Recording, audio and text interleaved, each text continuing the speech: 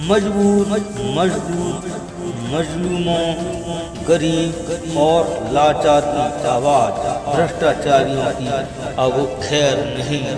अधिकारी रिश्वत मांगता है, काम नहीं करता है तो हमें जरूर बताएं, आपकी हेल्प की जाएगी।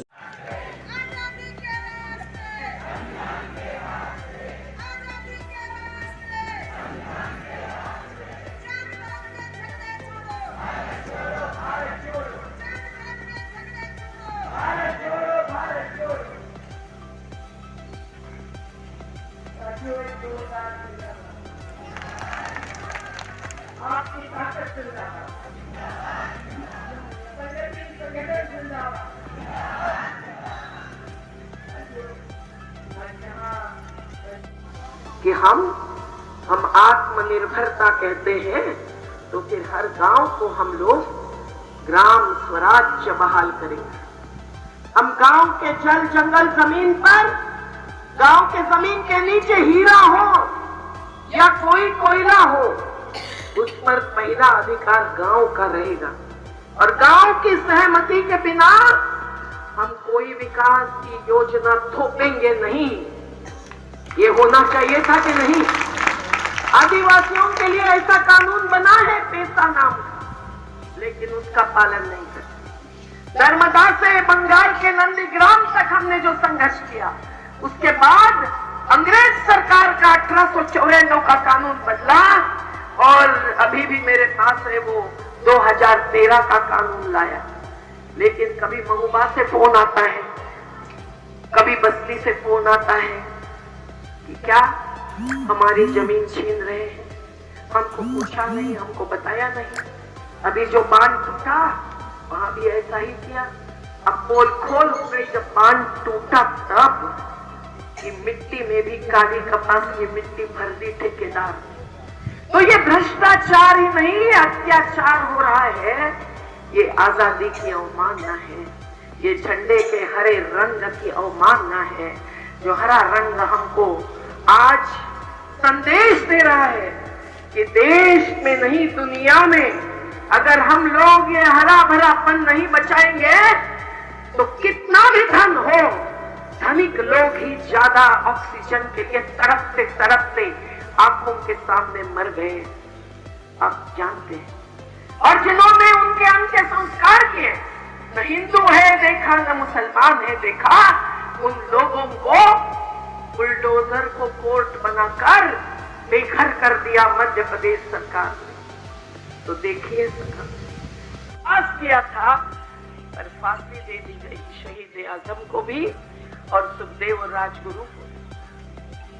लेकिन उन्होंने जो कहा है वो सुप्रीम कोर्ट के न्यायाधीश सिंघवी जी ने एक फैसले में लिख के रखा तो वो अजरामर हो गया है। क्या कहा है कि हिंसा से कभी भी इस देश को सही आजादी नहीं मिलेगी और हिंसा से कभी भी इस देश के आम गरीबों की जो लूट होती है, जो शोषण होता है, वो कभी भी समाप्त नहीं होता। और इसलिए साथियों, हम सब लोग जन आंदोलनों के साथी, किसान आंदोलन तक जिनके ये भी साथी समिति के सदस्य हम लोग आज भी महसूस करते हैं कि हम लोग हिंसा को कभी नहीं अपनाएंगे, हम लोग अहिंसा के पथ पर चलते रहेंगे।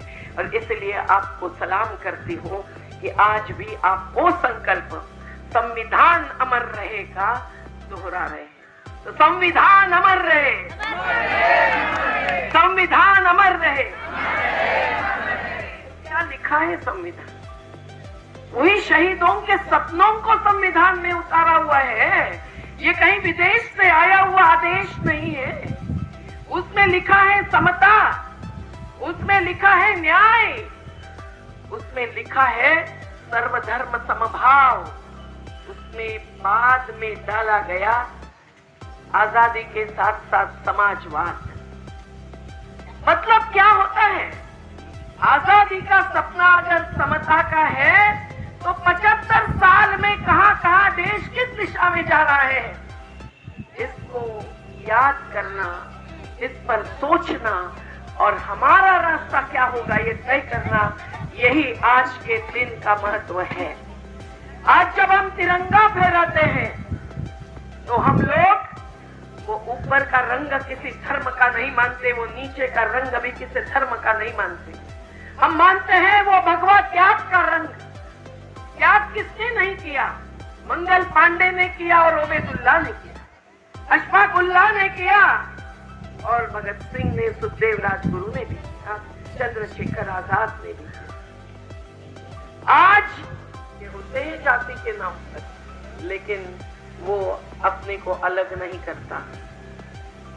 तो उस आजादी के समय 14 अगस्त का ही दिन था जबकि करेंगे या मरेंगे के नारा देना पड़ा महात्मा गांधी जी को, पर उन्होंने भी वो नारा किसके मुंह से दिलवाया? अगस्त क्रांति मैदान जहां 9 अगस्त को हम सब लोग हाजिर थे बड़ी संख्या में, वो मुंबई के मैदान में एक बहन के मुंह से वो नारा दिलाया और उसका नाम था अरुणा असफ अली। और उसके साथ साथ भारत छोड़ो का नारा दिया उन अंग्रेजों, वो भी दिया था यूसुफ मेहर अली जी। तो देखिए, नाम से भी आजकल पहचान करते हुए किसी को मार डालते हैं, किसी को कुचलते हैं, किसी को दूर करते हैं। लेकिन वो आंदोलन ऐसा था कि जो भारत की एकजुटता, गांव शहर की भी और गांव गांव की भी, वो संविधान भी तब नहीं बना था, लेकिन एकजुटता बन गई थी। और उस एकजुटता की ताकत के साथ 2 मूल्य महत्व के थे, एक था सत्य और दूसरा था अहिंसा। इस बापू जी को इसलिए याद करना चाहिए कि इन्होंने अहिंसा के ही रास्ते से इतनी बड़ी ताकत को हराया नहीं, भारत भूमि से हटा दिया, तो आज हम तिरंगा फहरा रहे हैं। इसलिए वो गीत आपने सुना, दे दी तूने आजादी बिना खड़ग बिना ढाल, साबरमती के संत तूने कर दिया कमाल। दे दी तूने आजादी बिना खड़ग बिना ढाल, साबरमती के संत तूने कर दिया कमाल। ऐसी कमाल हुई थी उस आंदोलन। अर्थात शहीद आजम भगत सिंह थे। लोगों को लगता है शहीद आजम भगत सिंह मतलब हिंसा। शहीद आजम भगत सिंह ने जो लिख डाले हैं किताबें की किताबें, उसमें लिखा है कि मैं कभी भी हिंसा के पक्ष में नहीं। धर्म नहीं, ये अधर्म है।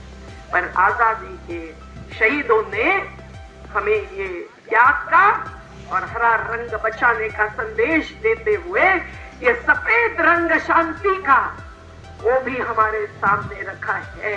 और उसमें है अशोक चक्र। वो तथागत बुद्ध से लेकर अशोक तक वो राजा अलग थे, वो प्रजापति थे, वो सत्ताधीश नहीं थे। और आज वो बुद्ध की शांति, वो कबीर की शांति, वो करुणा जो हर माँ में है, अपने बच्चे के लिए ही नहीं पूरे देश भर के इंसानों के लिए भरी होती है।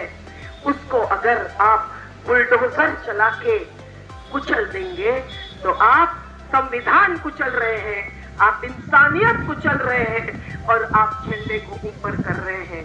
ये बहुत बड़ा विरोधाभास है। इसलिए हम सब एक हैं, हम सब हिंदू मुस्लिम सिख ईसाई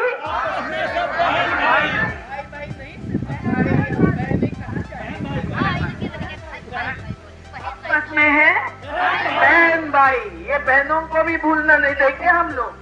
किसान आंदोलन में हम भी महिला समिति की अध्यक्ष थी, तो 40,000 महिलाएं 8 मार्च को आई थी। कभी ये महिला पुलिसों के साथ होने वाले अत्याचार के खिलाफ हम लड़े हैं। महिला हथकरघा में जो भुगत चुकी और वहां हम गए जानकारी लेने के लिए, लेकिन जो पत्रकार गए वो आज भी जेल में पड़े हैं। हाथरस में जाने वाले केरल के पत्रकार। तो देखिए, ये अगर एकता की बात है तो उसको कहना भी हिम्मत की बात है। आप आसानी से ये नारा भी नहीं लगा सकते। योगी जी सुन रहे हो ना? हम जोर से नारा लगा रहे, हम डर नहीं रहे। उत्तर प्रदेश में इसलिए आए, हिंदू मुस्लिम सिख ईसाई, हिंदू मुस्लिम सिख ईसाई, ये बहुत जरूरी है। इसलिए जरूरी है क्योंकि इसके बिना हमारे नारे, हमारे झंडे, हमारे गीत सब फिजूल हो जाए। आज ये नफरत की बात जो फैली है वो किस लिए फैली है? क्या लोगों के मन में जन्म से ऐसी बात आती है? नहीं। जो सिखाया जाता है वो फैलती है। अगर जाति के आधार पर सिखाया तो अपने घर में काम करने वाली घरेलू नौकरानी से आपके बीच में हूँ, ये भी मुझे खुशी है। फिर मैं वहां से निकली, एक नदी पर का बांध टूटा था, अचानक भ्रष्टाचार खुल गया, मंत्री अधिकारी को दौड़ के आना पड़ा। लोगों के 11 गांव खाली कर रहे थे, पर यहाँ आने का तय था, हरियाणा का कल का तय था, तो मुझे यहाँ आना पड़ा। तो ऐसी मनस्थिति में आपकी ताकत देखकर मुझे तिरंगा फहराने से भी आपकी ताकत लहराती है, इसकी ज्यादा खुशी है। साथियों, हम सब लोग आजादी के उस आंदोलन को याद करते हैं, शहीदों को विनम्र प्रणाम करते हैं। कौन थे ये शहीद? ऐसे थे कि जो न हिंदू थे न मुसलमान थे, वो थे भारतीय नागरिक।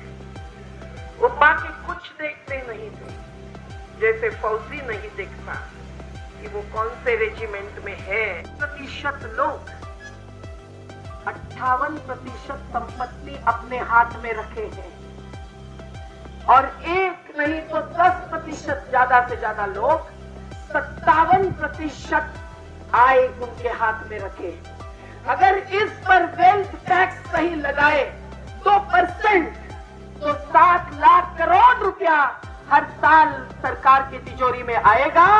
उससे उपज का सही दाम मिलेगा, मजदूरी मिलेगी, और जो वारसाई के हक से जो मिलता है संपत्ति, उस पर 50% लगा सकते हैं कि वो तो बैठे बैठे में थी, तो फिर 9 लाख करोड़ रुपया आएगा तिजोरी में। और ये दोनों मिलकर अगर 16 लाख करोड़ आएगा तो सभी बच्चों की शिक्षा, बाबा साहब ने कहा था 14वें साल तक शिक्षा मुफ्त होनी चाहिए, वैसे मुफ्त हो जाएगी।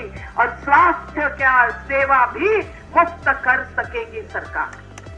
क्या आपको ये मंजूर है कि नहीं? ये होना चाहिए कि नहीं?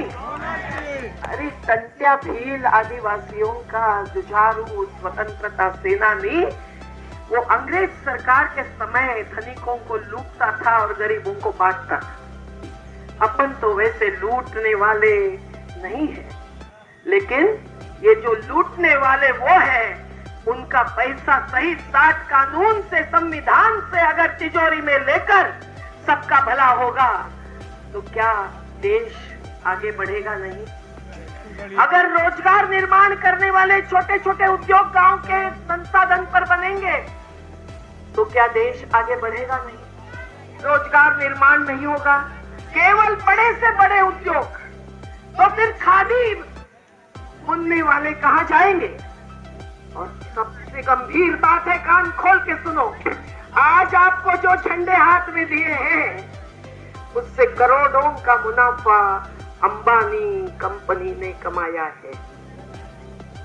आपको पता है उनका नाम तो है जियो, लेकिन बीएसएनएल को कहते हैं मरो। हमारा संगठन है बीएसएनएल श्रमिकों का, तो कलकत्ता के एक ही डिवीजन में 50 से ज्यादा श्रमिकों ने आत्महत्या कर दी, कॉन्ट्रैक्ट लेबरर्स को निकाल दिया। ऐसी कंपनी अब झंडे के लिए पॉलिएस्टर लिया, उनके पास से खरीदा, तो खादी की जो संस्थाएं थी जिसमें गरीब लोग काम करते थे, कर्नाटक में एक ही खादी की संस्था में 12,000 श्रमिक साल भर खादी बुनते। गन्ना, यूपी में तो गन्ना का बड़ा मुद्दा बनना, गन्ना का भाव आता है 500 रुपया क्विंटल, और सब्जियां खर्चे का 1.5 गुना देना है तो 2000 से 3000 रुपए क्विंटल आता है एक सब्जी का दाम। लेकिन यहाँ क्या, और दूध का 70 रुपए लीटर आता है। हमारे क्षेत्र का हिसाब हमने लगाया है, कोई भी चैलेंज करे तो इसके डिटेल्स भी मेरे पास है। लेकिन इन्होंने अभी जो कमेटी बनाई है वो धोखाधड़ी है। ऐसे लोगों को ही कमेटी में लिया है जो बताते हैं हमारी सदस्यता ज्यादा है, लेकिन संयुक्त किसान मोर्चा में ऐसे सबके 750 संगठन थे, तब जाके 13 महीने चला। 730 से ज्यादा लोगों की शहादत हो गई। 3 महिलाओं को तो टिकरी बॉर्डर पर ट्रक डालकर सुबह जो बाजू में बैठी थी उछला गया। ट्रक 10 मिनट की दूरी पर खड़ा रहा था रात से, और सुबह सुबह आया और महिलाओं को खत्म कर दिया। ऐसी स्थिति में न धूप, न ठंड, न गर्मी, न आंधी, ऐसी स्थिति में जो किसान आंदोलन चला उसने एक तो बड़ा सबक सिखाया कि आप सांसदों को नहीं पूछते, किसानों को नहीं पूछते, तो आपको हम लोग ऐसे 3 कानून नहीं लाने देंगे जिसमें एक कानून तो सभी महिलाएं कान खोलकर सुन लो। राशन बंद करने जा रहा था, अभी भी कर सकते हैं 2024 के बाद।